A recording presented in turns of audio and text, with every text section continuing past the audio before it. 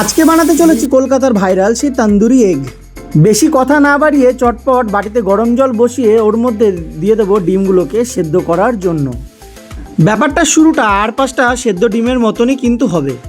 ডিমগুলো সেদ্ধ হতে হতে একটা বাটির মধ্যে সামান্য সাদা তেল, তার মধ্যে একটুখানি তন্দুরি মশলা আর লেবু দিয়ে একটা সামান্য থিক মিশ্রণ বানিয়ে নেব।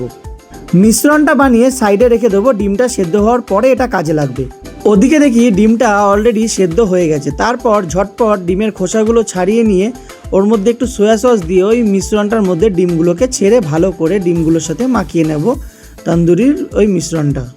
এরপর গ্যাসের ওপরে গ্রিল প্যানটা বসিয়ে ওর মধ্যে সামান্য একটু বাটার দিয়ে ভালো করে বাটারটা মাখিয়ে নেব।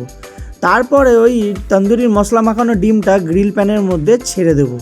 এরপরেই আসে আসল চমক।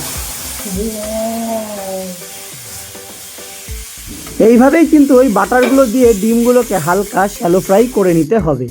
রান্না করব আর তার মধ্যে যদি এরকম আগুন ছিটকায়, সেটার স্লো মোশন হবে না, সেটা আবার হয় নাকি? এটাকে বলে রান্না করার মাঝে হালকা একটু কেত মেরে নেওয়া। বাট তোমরা বাড়িতে করলে কিন্তু ব্যাপারটা খুব সাবধানে করো, যাতে কোনো অঘটন না ঘটে যায়। তন্দুরি মশলা দিয়ে ডিমগুলো এরকম ফ্রাই হয়ে যাওয়ার পর একটা গ্রিলের মধ্যে বাটার মাখিয়ে ওপর থেকে ডিমগুলোর সাথে একটু চিজ দিয়ে ব্যাপারটাকে হালকা ওভেনে গরম করে নিলেই কিন্তু রেডি হয়ে যাবে সেই বিখ্যাত ভাইরাল তন্দুরি চিজ এগ, যেটা কিনা কলকাতার একটা ফুডকার্টে খুব জনপ্রিয় হয়েছিল। ব্যাপারটা বানানো কিন্তু খুবই ইজি, এমন কিছু আহামরি ব্যাপার না, বাট খেতে কিন্তু দেখলাম অসাধারণ হয়েছিল। যাই হোক, খাবারের আগে কি করেছিলাম সেই প্রসেসটা একবার তোমাকে দেখিয়ে দিচ্ছি।